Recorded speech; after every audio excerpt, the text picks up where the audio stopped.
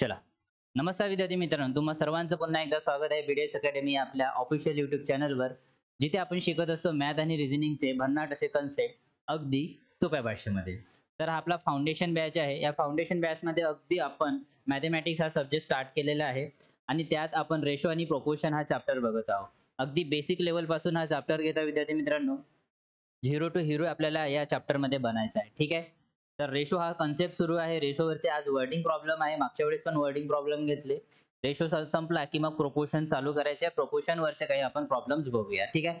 चला तर आज आपण रेशोवरच काही वर्डिंग प्रॉब्लेम घेणार आहोत. काही थोडे मॉडरेट लेवलचे. चला तर मग सगळ्यांनी स्क्रीनकडे लक्ष द्या आणि आजच्या सेशनची सुरुवात आपण डायरेक्ट प्रॉब्लेम पासून करूया.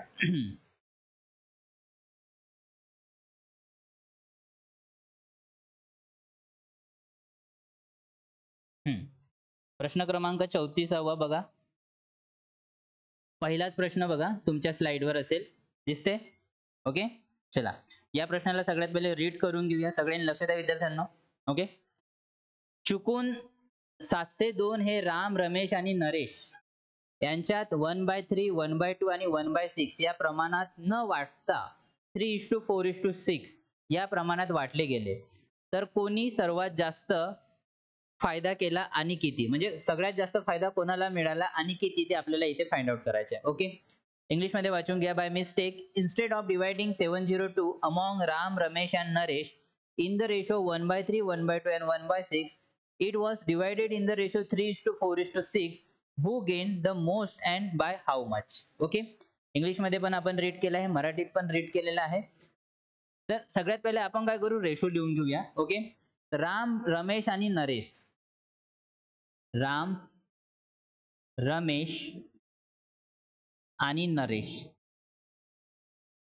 ठीक आहे. असे तिघ व्यक्ती आहे. ओके. याच्या तिकडे जायचं नाही. ओके. तर ह्या तीन व्यक्तीचा रेशो दिला आहे 1/3, 1/2 आणि 1/6. 1/3, 1/2 आणि 1/6. ठीक आहे. त्यांना या रेशो मध्ये पैसे डिवाइड करायचे होते. पैसे म्हणजे किती होते, चुकून किती रुपये डिवाइड करायचे आहे? 702. हे 702 रुपये तिघाही व्यक्तीमध्ये इक्वली डिवाइड करायचे आहे. ठीक आहे. डिवाइड करायचे त्यांना त्यांच्या रेशो मध्ये डिवाइड करायचे आहे. पण चूक काय होऊन राहिली? चूक काय होऊन राहिली की 702 रुपये आहे या रेशो मध्ये डिवाइड न होता ते कोणत्या रेशो मध्ये डिवाइड करून राहिले? 3:4:6. 3:4:6 या रेशो मध्ये. ठीक आहे. इथे या रेशो मध्ये डिवाइड करायचे आहे. ठीक आहे. या रेशो मध्ये डिवाइड करायचे आहे, पण या रेशो मध्ये काय करून राहिले ते चूक करून या रेशो मध्ये डिवाइड करून राहिले. ओके. तर याच्यात विचारले आहे की कोणाला किती रुपये जास्त मिळाले ते आपल्याला इथे फाइंड आउट करायचे आहे. ओके. तर कसं करणार? सगळ्यात पहिले काय करायचं बघा, हे फ्रॅक्शन मध्ये रेशो दिलेले आहे. याला कंप्लीट नंबर मध्ये चेंज करण्याचा प्रयत्न करायचा. मी तुम्हाला सांगितलं होतं की याला जर म्हणजे अशा नॅचरल नंबर मध्ये आपल्याला नैसर्गिक नंबर मध्ये चेंज करायचे आहे फ्रॅक्शन नंबरला, तर काय करायचं आहे? काय करायचं आहे? एक तर लपन छुपन मेथड यूज करायची. ठीक आहे. नाहीतर दोघाला असं सेपरेट सेपरेट घेऊन पण तुम्हाला सॉल्व्ह करता येते, या याचा एलसीएम घेऊन पण तुम्हाला सॉल्व्ह करता येते. ठीक आहे. जर याचा एलसीएम घेतला विद्यार्थ्यांनो तर किती होणार? sin 2 12. ठीक आहे. एलसीएम घेतला तर काय होणार? 12. तर मी इथे काय लिहू शकतो? जर एलसीएम 12 घेतला तर इंटू 12 इथे लिहिणार, इंटू 12 इथे लिहिणार, इंटू 12 इथे लिहिणार. ठीक आहे. जर मी रेशो घेतला तर किती होणार आता? 3 1 3, 3 4 12. इथे आले 4. बे 1 बे, बे सकम 12. इथे आले 6 गुणिला 1 6. 6 1 6 sin 2 12. तर इथे किती आले विद्यार्थी मित्रांनो? 2. ओके. 6 4 किती आले? 2. ओके. चला लक्ष द्या.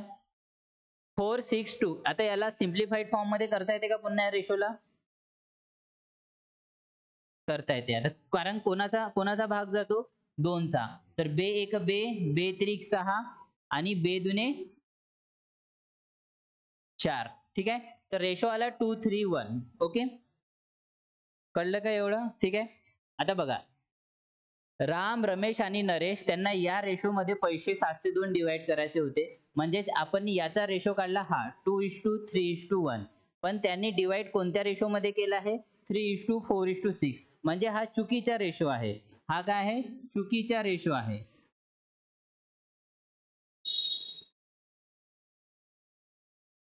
ठीक आहे, आणि हा बरोबर रेशो आहे. ठीक आहे, हा कोणता आहे विद्यार्थी मित्रांनो? हा बरोबर रेशो आहे. ओके, तरी आता या कंडिशन आपल्याला दोन रेशो मिळाले. या रेशो मध्ये डिवाइड करायचे होते, पण या रेशो मध्ये केलं तर आपल्याला इथे फाइंड आउट करायचे की कोणाला किती रुपये जास्त मिळाले.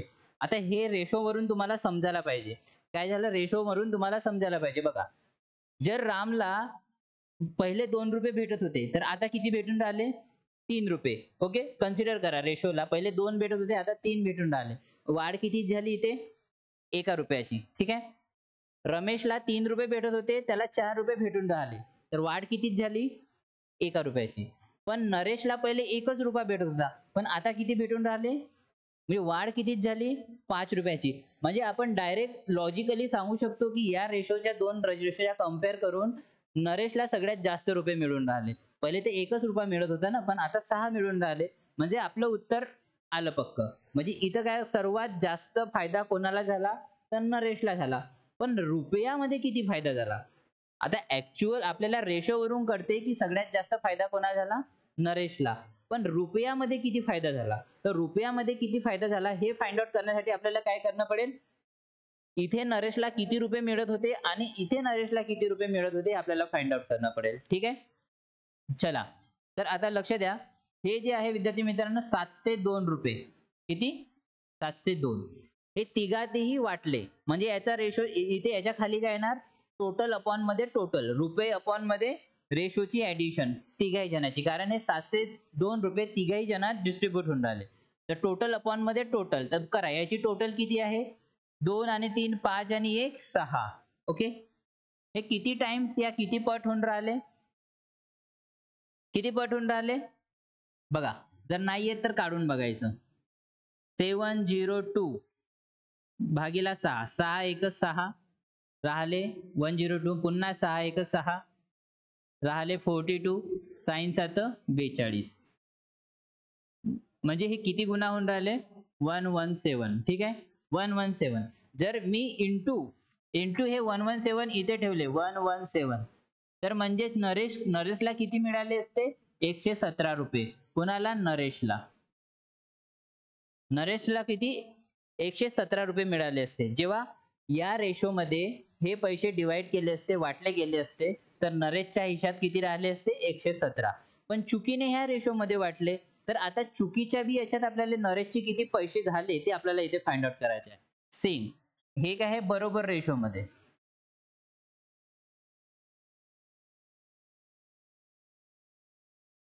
ठीक आहे, हे आहे बरोबर रेशोमध्ये. आता हे चुकीच्या रेषेत पाहू. चुकीच्या रेशोमध्ये,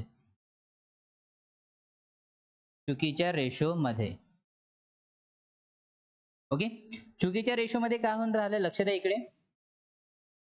चुकीचा रेशो आहे 3 4 आणि 6. टोटल रुपये किती आहे? 702. आणि हे आपल्याला ह्या तीनही रेशोमध्ये डिवाइड करायचे आहे. तर 6 आणि 4 आणि किती झाले? 10. 10 आणि 3 किती झाले? 13. आता हे किती पट होऊन राहिले विद्यार्थी मित्रांनो? पुन्हा करा. 702 भागीला 13 करा. किती करू? 702 भागीला किती करायचे? 13. 13 पंचे 65. हे 2 राहिले इथे आणि 10 तून 5 गेले, 5 राहिले, हातचा परत 0. 13 चोक 52. ओके, म्हणजे हे किती गुणा होऊन राहिले? 54 गुणा. किती गुणा होऊन राहिले? 54 गुणा. तर इथे काय करू आपण? इंटू 54 करू. म्हणजे इथे किती रुपये मिळून राहिले नरेशला ते त्याला कळणार. ठीक आहे, चला. 6 चो 24 चे 4, हातचे लागले 2, 6 पंचे 30, 30 आणि 2 32. ओके, ठीक आहे, हा कोणाला मिळाला? नरेशला. तर आता इथे आपलं कन्फर्म झालं की सगळ्यात पहिले नरेशला 117 रुपये भेटत होते पहिले, जर या रेशोने डिवाइड केलं असतं तर. पण चुकीच्या रेशो या रेशोने डिवाइड केले तर किती मिळून राहिले? 324. आणि त्याने हेच विचारलं आहे की सर्वात जास्त कोणाला मिळून राहिलं? नरेशला. पण ऍक्च्युअल किती रुपये जास्त मिळून राहिले? तर 324 मधून 117 मायनस करू. 10 तून 7 गेले, 3 आणि 4 7 राहिले, हातचा परत 2 तून 2 गेले 0, 3 तून 1 गेला 2 राहिले, 207 रुपये. ऑप्शन मध्ये आहे का सी, ऑप्शन सी, नरेशला 207 रुपये जास्त मिळत आहे. ठीक आहे, नरेशला. तर हे झालं ऑप्शन सी आन्सर. ठीक आहे, अशा प्रकारे या प्रश्नाला सॉल्व्ह करायचं होतं. ओके, एक वेळेस पुन्हा मी तुम्हाला छान प्रकारे समजून सांगतो. तुमच्या डोक्यात कोणताच डाऊट नाही राहिला पाहिजे, म्हणून सगळ्या विद्यार्थ्यांनी लक्ष द्या. थोडा हा प्रॉब्लेम कॉम्प्लिकेटेड आहे आणि हा परीक्षेमध्ये विचारलेला प्रश्न आहे. ठीक आहे, चला येथूनच आपले रेशो आणि प्रोपोर्शनचे लॉजिक माइंडमध्ये ओपन होतील. ठीक आहे, चला आपण या लेवलचे प्रॉब्लेम करू. आता तर बेसिक लेवल आपण शिकलं की बेसिक लेवलमध्ये रेशो आणि प्रोपोर्शनला कशा प्रकारे डील करायचं. पण जेव्हा या प्रकारचे प्रॉब्लेम येणार तेव्हा आपल्याला आपले जे माइंडचे जे कन्सेप्ट आहे पुन्हा ओपन होणार. म्हणजे आपण नंबर ऑफ प्रॉब्लेम जे मॉडरेट लेवलचे आहे ते व्यवस्थित प्रकारे सॉल्व्ह करू शकू. पुन्हा एक वेळेस मी तुम्हाला समजून सांगतो, लक्ष द्या. राम, रमेश आणि नरेश 702 रुपये तिघांमध्ये वाटायचे आहे, पण ते या रेशोमध्ये वाटायचे होते 1/3, 1/2, 1/3. पण ते वाटून कोणत्या रेशोमध्ये राहिले 3:4:6, म्हणजे या चुकीच्या रेशोमध्ये वाटून राहिले होते. ऍक्च्युअल वाटायचे होते या रेशोमध्ये. तर मग काय केलं, या रेशोला कन्वर्ट केलं अशा प्रकारे 2:3:1. ठीक आहे, मग 702 रुपये आपल्याला डायरेक्ट दिसून राहिलं, रेशोमध्येच फरक माहिती पडून राहिला की कोणाला सगळ्यात जास्त पैसे मिळून राहिले. नरेशला बघा, इथे ते 1-1 ने वाढून राहिली, पण इथे 5 ने वाढून राहिली. तर मग नरेशला काय झालं, सगळ्यात जास्त पैसे मिळून राहिले. ओके, एवढं कळलं की नरेशला जे आहे सगळ्यात जास्त पैसे मिळून राहिले. पण एक्झामिनरने आपल्याला काय विचारलंय की रुपयामध्ये आणखी किती पैसे मिळून राहिले. तिथं व्यक्ती माहित झाला की कोणाला जास्त मिळून राहिले, रुपयामध्ये किती माहिती जास्त मिळून राहिले. तर आपण या रेशो घेऊन याचाच म्हणजे हा रेशो घेऊन हे टोटल मनी ठेवून, ठीक आहे, आपण नरेशला 117 रुपये या रेशोमध्ये मिळाले हे फाइंड आउट केलं. मग जो चुकीच्या रेशोमध्ये डिस्ट्रीब्यूट केले होते तर 702 रुपये घेऊन या तिघाची ऍडिशन याच्या खाली ठेवून 54 पट येऊन मग आपण नरेशच्या इथे किती नरेशला चुकीच्या रेशोमध्ये रुपये मिळाले ती इथे आपण फाइंड आउट केलं. तर दोघेही रुपये आपल्याला फाइंड आउट झाले आणि दोघांचं अंतर आपल्याला फाइंड आउट करायचं होतं. म्हणजे 207 रुपये नरेशला जास्त मिळून राहिले. हे आपल्या या प्रश्नामध्ये आपल्याला सॉल्व्ह करायचं होतं. ओके, कळलं विद्यार्थी मित्रांनो? जर नाही कळलं असेल तर पुन्हा व्हिडिओला स्टॉप करा आणि 2-3 वेळेस छान प्रकारे समजून घ्या. हा व्हिडिओ मग हा प्रश्न तुम्हाला समजला की याच्या समोरचे येणारे पण प्रश्न तुम्हाला इझिली कॅच होणार, समजून जाणार. ओके, आणि कोणाला काही डाऊट असेल तर कमेंट्स बॉक्समध्ये लिहा. ठीक आहे, चला पुढच्या प्रश्नावर जाऊया. चला तर पुढचा प्रश्न बघूया विद्यार्थ्यांनो. 35व्या नंबरचा प्रश्न बघा तुमच्या मोबाईलमध्ये.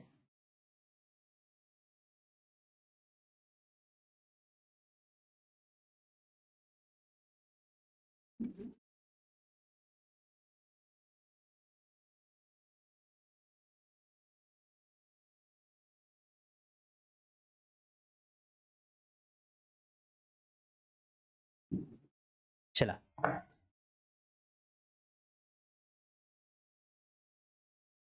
सोपी प्रश्न आहे, लक्ष द्या. जर रवी आणि सोहम यांच्या पगाराच्या अनुपात 9:13, ठीक आहे, असेल आणि सोहम व मोहित यांच्या पगाराचा अनुपात 4:7 असेल, तर रवी, सोहन आणि मोहित यांच्या पगाराचा अनुपात काय असेल? इंग्लिशमध्ये, if the ratio of Ravi and Soham salary is 9:13 and the ratio between Soham and Mohit salary is 4:7, what is the ratio of Ravi, Soham and Mohit salary? Okay, सोपी प्रश्न आहे. आतापर्यंत आपण ते नाही का A:B आणि B:C या तिघांची रेशो राहत होते आणि तिघांना मग काय करत होतो आपण, मर्ज करत होतो. बस त्यांचा तो आता इथे रेशो सांगायचा आपल्याला. ठीक आहे, चला तर लिहा, रवी आणि सोहम. रवी आहे आणि हा सोहम आहे. ठीक आहे, यांचा रेशो दिलाय पगाराचा 9:13. ठीक आहे, 9:13. ओके, आणि सोहम व मोहित यांचा पगाराचा रेशो दिलेला आहे. सोहम आणि मोहित यांचा पगाराचा रेशो किती आहे, 4:7. ओके, चला तर रवी, सोहन आणि मोहित यांच्या पगाराचे अनुपात काय? A:B, B:C, A:B:C ला मर्ज करत होतो. बस तशा प्रकारे आपल्याला सॉल्व्ह करायचं होतं.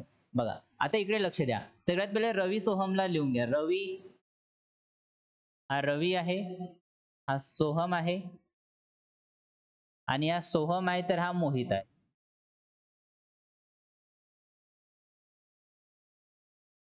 चला, सगळ्यात पहिले रवी आणि सोहमचा रेशो 9:13 लिहिला, 9:13 लिहिला. ठीक आहे. मग सोहम आणि मोहितचा रेशो लिहू, 4:7 लिहू. ओके. चला, आता एक तर या दोघांना सारखं बनवा, नाहीतर कब्जा मेथड यूज करा. ठीक आहे. कोणतीही मेथड तुम्ही यूज करू शकता. चला आपण कब्जा मेथड यूज करू. इकडे 13 लिहितो, इथे 4 लिहितो. आता बघा, ह्या तिघही मध्ये कोणता नंबर कॉमन दिसते ज्याच्याने आपल्याला कट करता येणार? एकाच नंबरने तीनही रेशोला कट करता येणार असा नंबर आहे का आपल्याकडे? कोणता? नाही आहे. दो बेक बे बेदुने 4 इथं होणार, 3 9, 13 नाही. म्हणजे इथे काहीच कट होत नाही. ठीक आहे. 4 नी पण कट करता येत नाही. मग इथे 4चा असा नंबर पाहिजे ज्याने 4 नी डिवाइड होणार. ठीक आहे. तर 4चा पण असा कोणताच नंबर नाही की ज्याने इथे 4 नी डिवाइड होणार. मग डायरेक्ट काय करणं पडेल आपल्याला? इंटू करणं पडेल. 9 चौक 36, 13 चौक 52 आणि 13 साते 91. तर हे ऑप्शन मध्ये आहे का? 36, 52 आणि 91. 36, 52 आणि 91, ऑप्शन सी हे झालं आन्सर. अशा प्रकारे आपल्याला या प्रश्नाचं उत्तर फाइंड आउट करायचं होतं. ठीक आहे. चला लिहून घ्या. चला पुढच्या प्रश्नावर लक्ष द्या विद्यार्थी मित्रांनो. प्रश्न क्रमांक 36.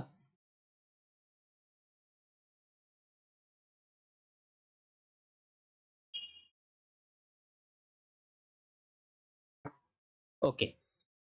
प्रश्न क्रमांक 36 याकडे लक्ष द्या. जर 4410 ही रक्कम रमेश, सुरेश आणि महेश यांच्यात 3:7:8 या प्रमाणात विभागली असेल तर रमेशचा वाटा किती? किती सोपा प्रश्न आहे.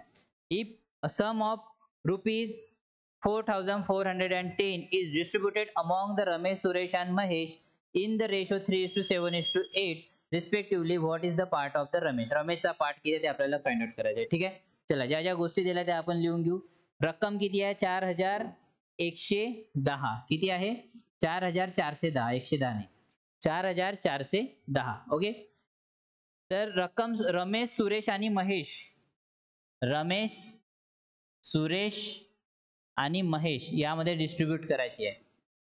यांचा रेशो काय दिला आहे विद्यार्थ्यांनो? 3:7:8. काय दिलाय? 3:7:8. ठीक आहे. एवढा याचा रेशो दिलेला आहे. तर रमेशचा वाटा किती? आता रमेश कोण आहे? हा. ठीक आहे. तर आपल्याला रमेशचा वाटा इथे फाइंड आउट करायचा आहे. तर बघा, रक्कम किती दिली आपल्याला? 4410. किती दिलेली आहे? 4410. हे टोटल रक्कम आहे. काय? हे टोटल रक्कम आहे आणि ही रक्कम ह्या तिघांमध्ये डिस्ट्रीब्यूट करायची आहे. आणि हे तिघांमध्ये डिस्ट्रीब्यूट केल्यानंतर आपल्याला रमेशचा किती वाटा होतो आपल्याला फाइंड आउट करायचे. असे प्रॉब्लेम आपण पुष्कळ सारे बघितले आहे. ठीक आहे. चला सांगा, टोटल अपॉन मध्ये काय होणार? टोटल अपॉन मध्ये टोटल होणार. कारण हे काय आहे? 4410 ही रक्कम रमेश, सुरेश आणि महेश यांच्यात या रेशोच्या प्रमाणात विभागली गेली आहे. म्हणजे एवढी रक्कम ह्या तिघांमध्ये इक्वली म्हणजे डिस्ट्रीब्यूट केली गेलेली आहे. ठीक आहे. चला, तर टोटल अपॉन मध्ये टोटल किती आहे? 4410. इथे खाली काय येणार? ह्या तिघाच्या रेशोची ऍडिशन. 7 + 3 10, 10 आणि 8 किती होते? 18. ठीक आहे. आता हा किती गुणा आहे ते आपल्याला इथे फाइंड आउट करायचं आहे. म्हणजे किती पट आहे ते. ठीक आहे. चला मग याला भाग करून बघा. 18 दुने 36, 18 त्रिक 54 होते. तर 54 3 नाही घेऊ आपण, 18 दुने 36 घेऊ. इथे 10 राहिले, 10तून 6 गेले, 4 आणि 4 8 राहिले, हातचा परत 0. ओके. 18 दुने 36, 54, 18 चौक 72, 18 पंचे 90 होणार. 18 चौक किती होते? 18 चौक 72. 18 चौक 72 घेता येणार का? हो. 18 चौक 72. हा 0. 10तून 2 गेले, 8 आणि 1 9 राहिला, हातचा परत 0 आणि 18 पंचे 90. म्हणजे किती मल्टिपल आहे याचा वाला? 245. किती गुणा होऊन राहिला? 245 गुणा. या किती पट होऊन राहिला? 245 पट. तर आपल्याला काय करायचं आहे? रमेशचा वाटा किती? तर रमेश रेशो मध्ये किती आहे?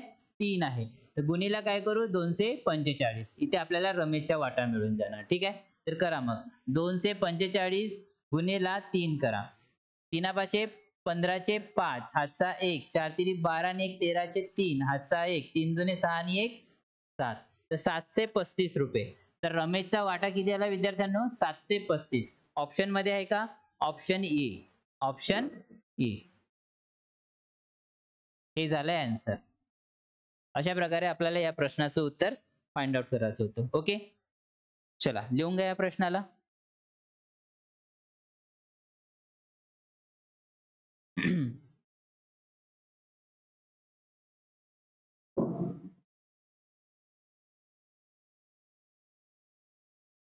शेअर.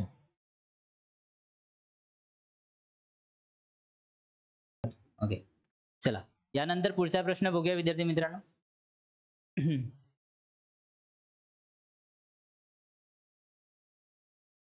प्रश्न क्रमांक 37. चला या प्रश्नाकडे लक्ष द्या सगळ्यांनी.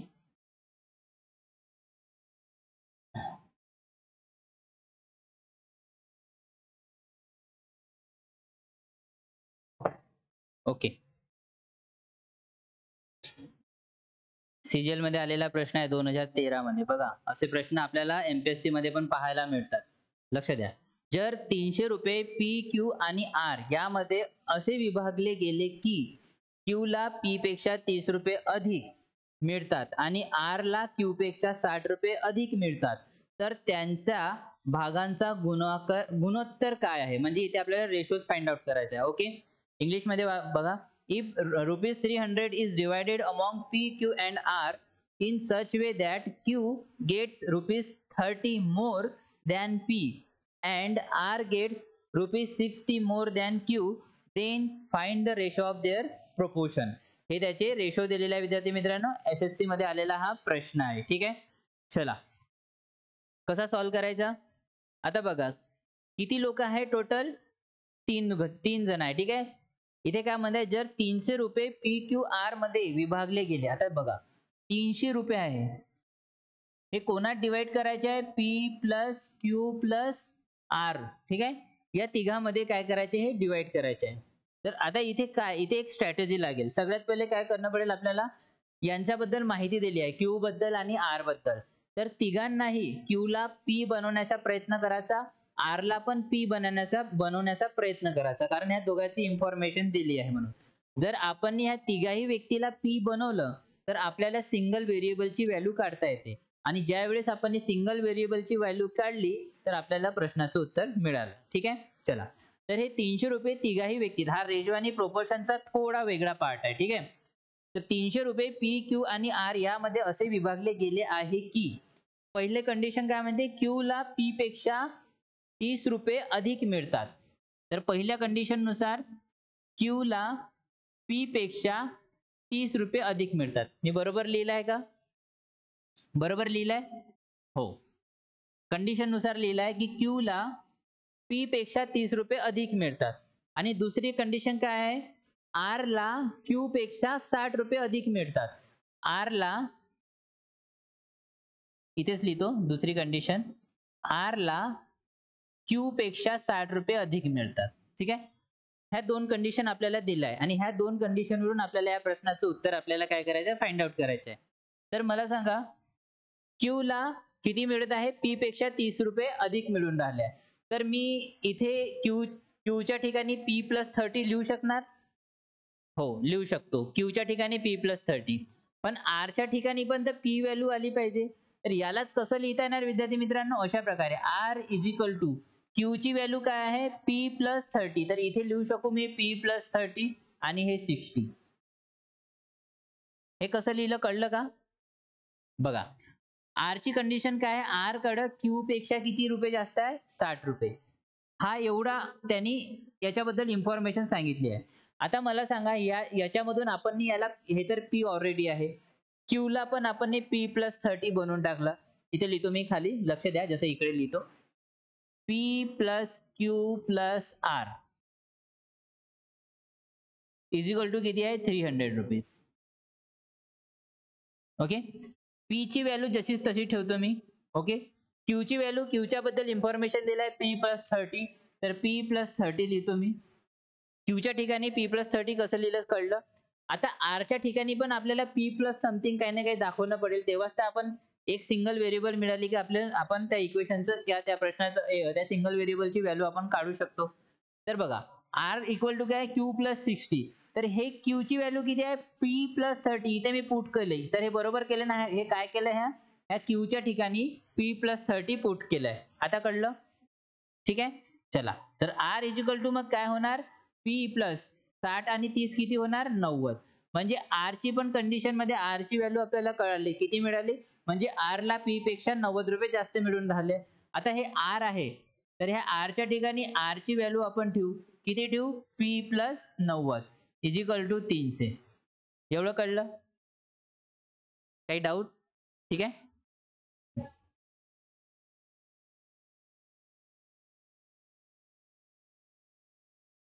आर च्या ठिकाणी किती,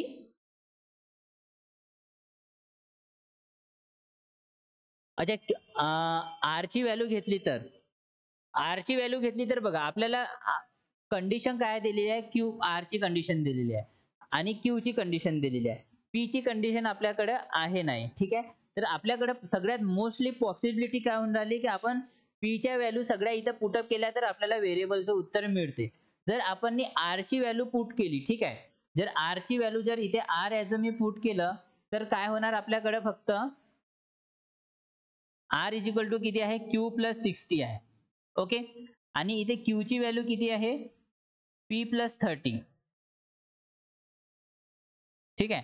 आता जर आपल्याला आर आर व्हेरिएबल दाखवायचं आहे तर कसं दाखवू आपण, कारण इथे पॉसिबिलिटीज नाही ना, इथे कोणाबद्दल बोललेलं आहे, क्यू बद्दल, तर इथे आपण हीच व्हॅल्यू ठेवू शकणार पी प्लस 30. म्हणजे इथे आपल्याला पी चीच व्हॅल्यू मिळणार आणि सिंगल पी तर ऑलरेडी आहे. आणि क्यू, आता Q is equal to Q plus 30, Q ची व्हॅल्यू काय म्हणते, Q is equal to P plus 30. इथे पण आपल्याला पी व्हेरिएबल भेटून राहिला आणि आर मध्ये पण आपल्याला पी व्हेरिएबल भेटून राहिला आणि या सिंगल पी तर आहेच, म्हणून आपण पी घेतला. आपल्याला सिंगल व्हेरिएबल क्यू कुठेच नाही मिळून राहिला, सिंगल व्हेरिएबल आर कुठेच नाही मिळून राहिला ह्या कंडिशन मध्ये. म्हणून जर आपण क्यू आणि आर पी च्या ठिकाणी पुट केलं असतं ना तर आपलं उत्तर मिळालं नसतं. म्हणून आपण पी ठेवलं पुट, कारण आपल्याला इझी झालं सॉल्व्ह करायला आणि पी ची सिंगल सिंगल व्हॅल्यू आपल्याला मिळून राहिली. ठीक आहे. चला,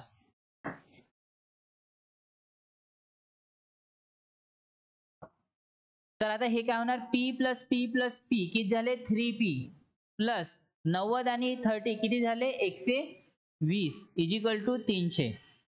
3p इज इक्वल टू किती झाले, 300 मधून 120 गेले, म्हणजे 300 मधून 100 गेले, 200 राहिले, 200 मधून 20 गेले, 180 राहिले.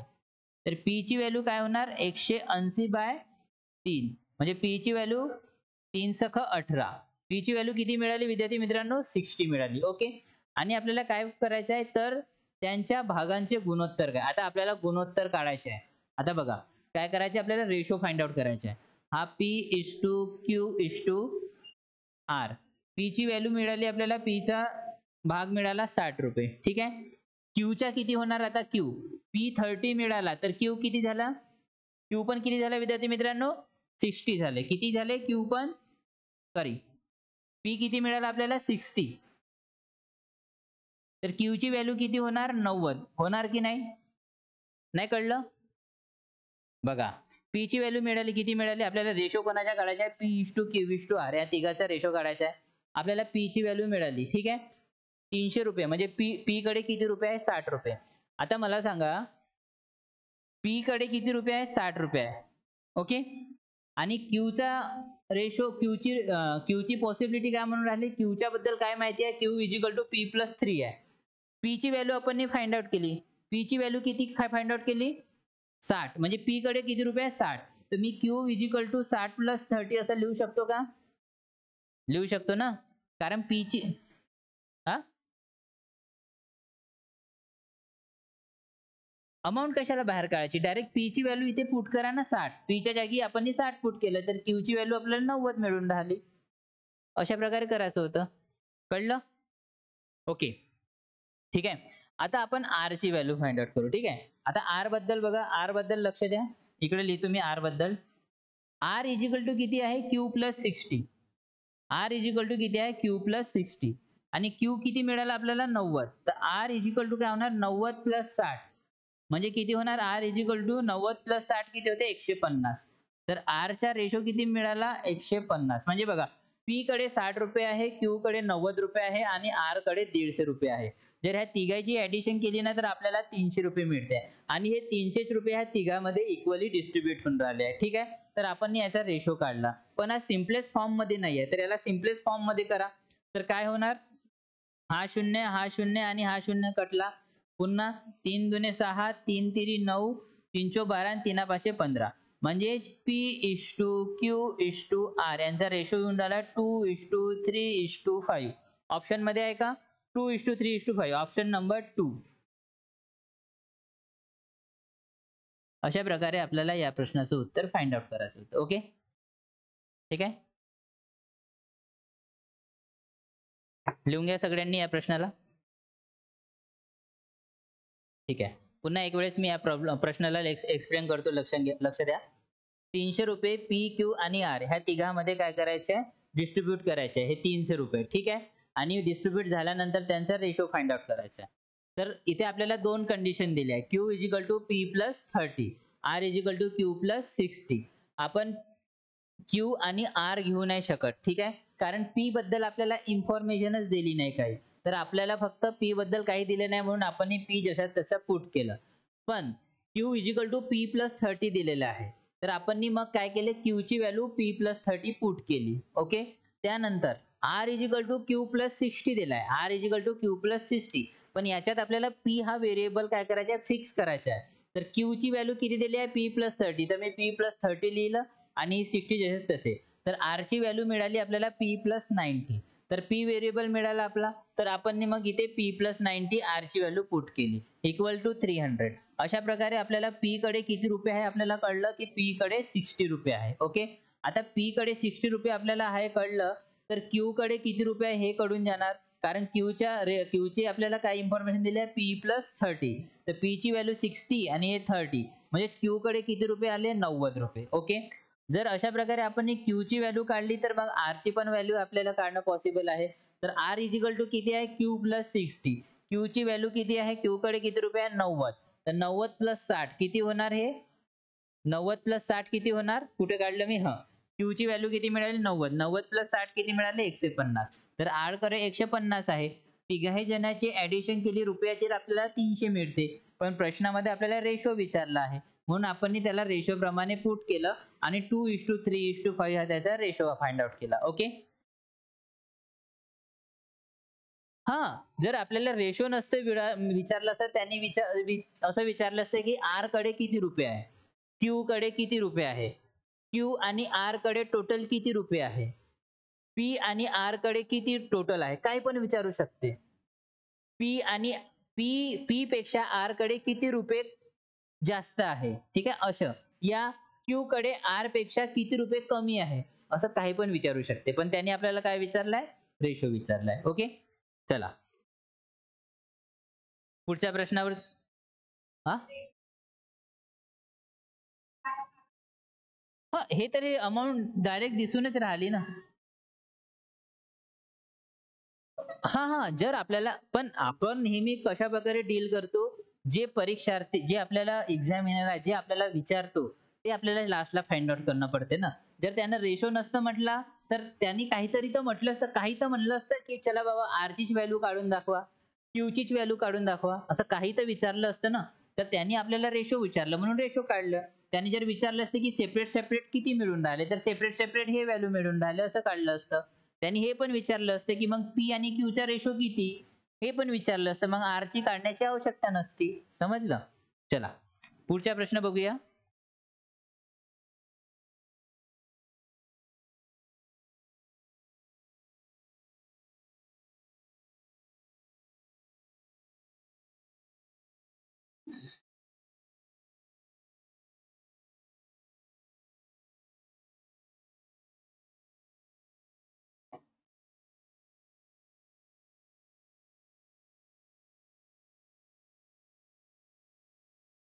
हं. सचिन आणि द्रविड, द्रविड आणि गांगुली, गांगुली आणि अनिल यांच्या उत्पन्नाचे प्रमाण एकास 2, दोनास 3 आणि पाचास 6 आहे. तर एकूण उत्पन्न 9,600 आहे. तर सचिनचे उत्पन्न किती आहे? अच्छा. सचिनचे उत्पन्न आपल्याला इथे फाइंड आउट करायचे आहे. What is the income of Sachin if the ratio of income of Sachin and Dravid and Ganguly and Anil is 1:2, 2:3 and 5:6. What is the total income is? नाही, and the total income is तिघाची total income दिलेली आहे 9600 9600 okay. तर आपल्याला काय तर सचिनचे उत्पन्न किती आहे ते आपल्याला या प्रश्नामध्ये फाइंड आउट करायचे आहे. ओके चला सगळ्यात पहिले आपण सगळ्याचं जे जे कंडिशन दिलंय ते आपण लिहून घेऊया.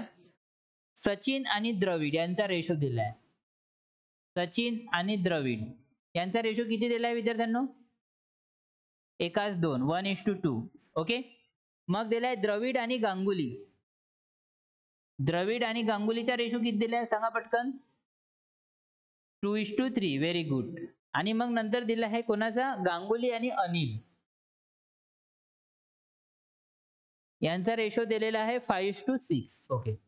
आणि ह्या तिघ हे जेवढे आता किती कॅन्डिडेट आहे? 1 2 3 3 कॅन्डिडेट आहे. ओके 3 आहे की 4 आहे? हा 1 हा 2 हा 3 आणि हा 4 किती कॅन्डिडेट आहे टोटल? 4. तर हे 4 जे आहे विद्यार्थी मित्रांनो तर 9600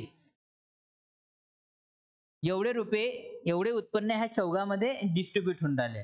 सचिन द्रविड द्रविड गांगुली गांगुली अनिल यांच्या उत्पन्नाचे प्रमाण हे आहे आणि एकूण उत्पन्न म्हणजे एवढे जे रुपये आहे यांच्यामध्ये काय होऊन राहिले? डिस्ट्रीब्यूट होऊन राहिले. तर सचिनचे उत्पन्न आपल्याला याच्यात फाइंड आउट करायचे आहे. ओके आपल्याला रेशो आपण आतापर्यंत फाइंड आउट केला. A:B B:D sorry A:B B:C आणि C:D किती व्यक्ती आहे? 4 व्यक्ती आहे. तर चारही व्यक्तीचे आपण रेशो फाइंड आउट करत होतो. त्याच प्रकारे या प्रॉब्लेम मध्ये पण आपल्याला चारही व्यक्तीचे रेशो फाइंड आउट करायचे आहे.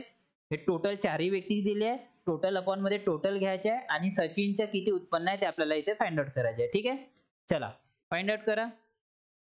लिहा सगळ्याच्या. सचिन द्रविडच्या रेशो लिहून घेऊ आपण. सचिन आणि द्रविड चा रेशो किती आहे? 1:2. द्रविड आणि गांगुली यांचा रेशो किती आहे? 2:3 तर आपण इथे लिहू. आणि गांगुली आणि अनिल यांचा रेशो दिलाय 5:6. आता इथे आपल्याला कब्जा मेथड ठीक आहे यूज करण्याच्या आवश्यकता आली आहे. ठीक आहे इथे आपण आता कब्जा मेथड यूज करूया. कशी क्या? आता बघा इथे हे 2 प्लेस वॅकंट आहे तर इथे काय येणार? इथे बी 2 येणार इथे बी 2 येणार. इकडे हे प्लेस वॅकंट आहे तर इथे 2 येणार. इकडे हे प्लेस वॅकंट आहे तर इथे 3 येणार आणि ह्या 2 प्लेसेस वॅकंट आहे तर इथे 5 येणार इथे 5 येणार. ठीक आहे ओके इथेपर्यंत आलो कळलं? चला आता समोर लक्ष द्या.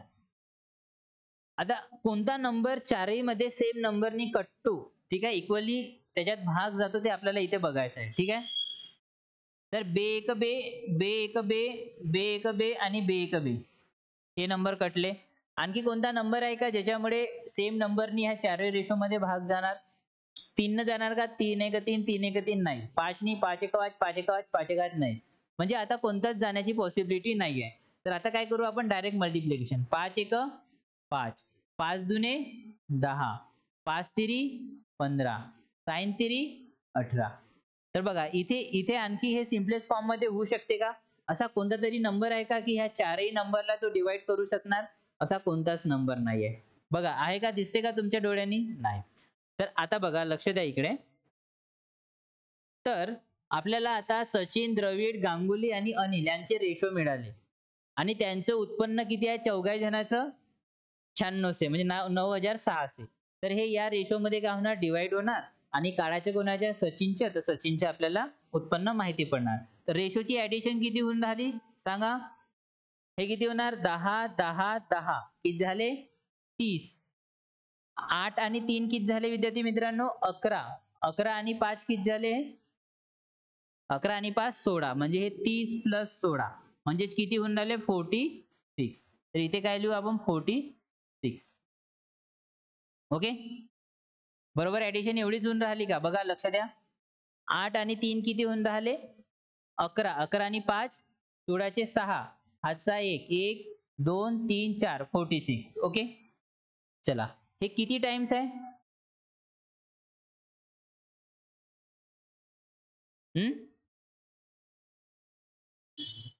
सांगा तुम्ही सांगत नाही. इथे एक मी मिस्टेक केली आहे. मिस्टेक कोणती केली आहे? 5 तिरी 13 होते की 15 होते? 5 तिरी किती होत्या? 15 होत्या. तर हे सांगत चला ठीक आहे. हे जाणून केलेली मिस्टेक असते की सर तुम्ही ने चुकीचं लिहिलंय म्हणून. आता यांची ऍडिशन करा. किती होणार हे? 5 प्लस 10 15 15 दुने किती होते? 30. 15 15 प्लस 15 30 आणि 30 आणि 18 किती होते? 48. तर इथे किती येणार विद्यार्थी मित्रांनो? 48. हे किती गुणा होऊन राहिले? 48 दुने 96. म्हणजे किती गुणा होऊन राहिले 200 गुणा. तर इथे काय करू आपण इंटू 200 म्हणजे 5 दुने 10 म्हणजे सचिनचे उत्पन्न किती आहे 1000. ऑप्शन नंबर सी हे झालं आन्सर. ठीक आहे. तर मी छोट्या छोट्या मिस्टेक करत असतो, लक्ष ठेवायचं. हा नाही सांगायचं मला की सर तुम्ही चूक केली आहे 5 तरी 15 होते.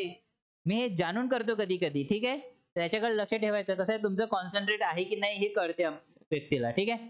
चला तर हे प्रश्नाचं उत्तर होतं. लिहून घ्या विद्यार्थी मित्रांनो. चला झालं असेल तर पुढचा प्रॉब्लेम बघूया आपण. समजला ना हा. चला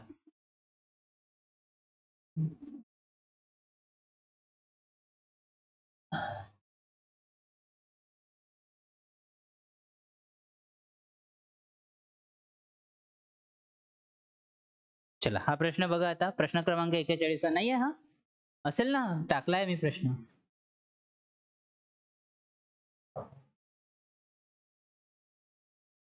चला प्रश्न क्रमांक 41 याकडे लक्ष द्या.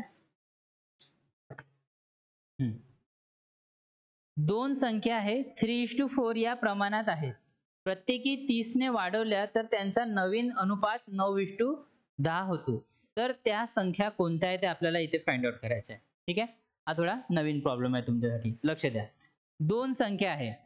जर हे एक संख्या झाली आणि हे दुसरी संख्या झाली. ठीक आहे. यांचा रेशो किती आहे 3:4. 3:4 या प्रमाणात आहे. ठीक आहे. त्यापैकी 30 न वाढवल्या तर त्यांचा नवीन अनुपात होतो 9:10. ओके. किती होतो 9:10.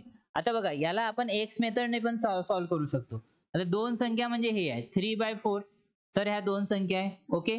आता मी याला एक्स देऊन देतो आणि याच्यात जर 30 नी ह्या दोन्ही संख्याला वाढवलं तर नवीन रेशो काय मिळून राहिला आपल्याला.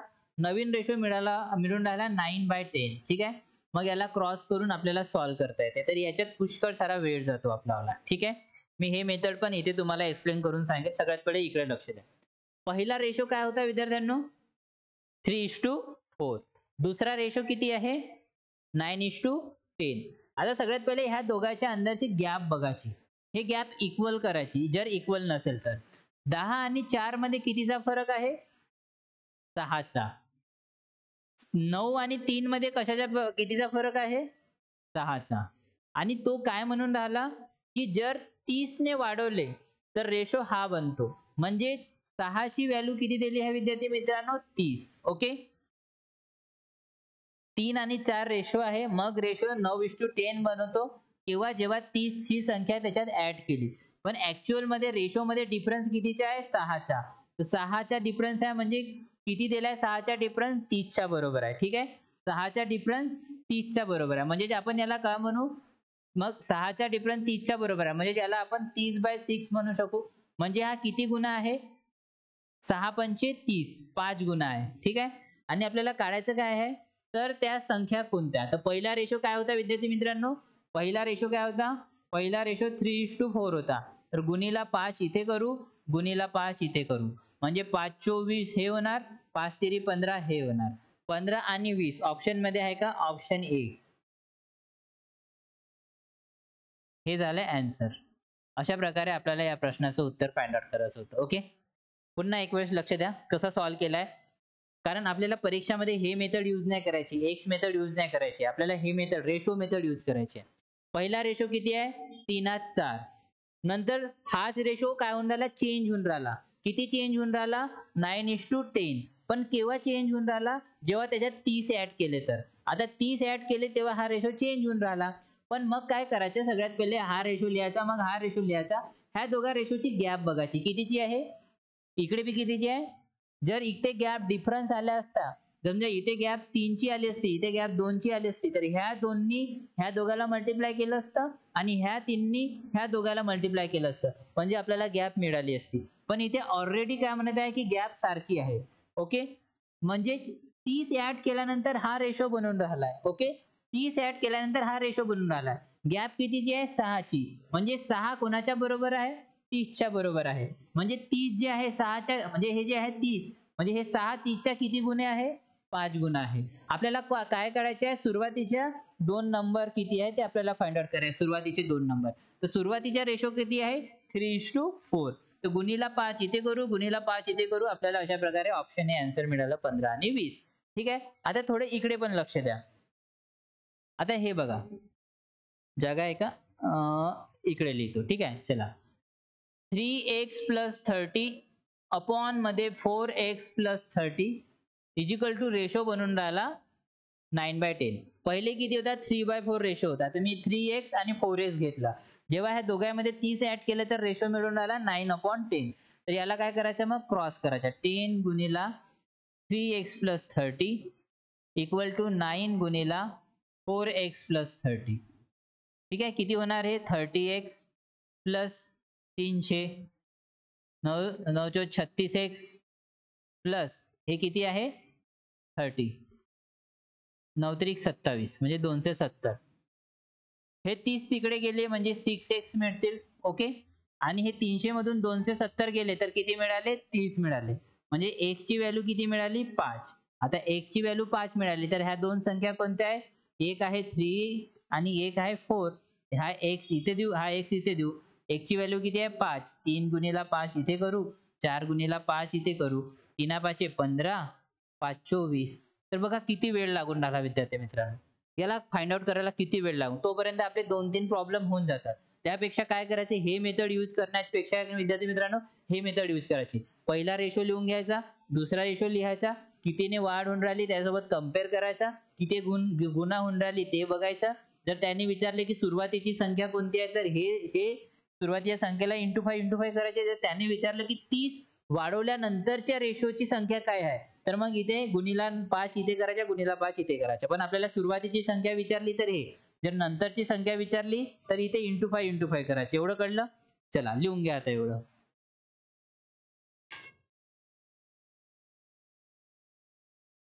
चला तर पुढचा प्रश्न बघूया विद्यार्थी मित्रांनो. पुढच्या प्रश्नाकडे लक्ष द्या. प्रश्न क्रमांक 42 पहा. या प्रश्नाकडे लक्ष द्या. ठीक आहे. तर आजचा सेशन आपण इथेपर्यंतच ठेवूया विद्यार्थी मित्रांनो. हा जो प्रॉब्लेम आहे याला ॲज अ होमवर्क म्हणून तुम्ही सॉल्व्ह करून घ्या. ठीक आहे. ॲज अ होमवर्क म्हणून ह्या प्रश्नाला सॉल्व्ह करा.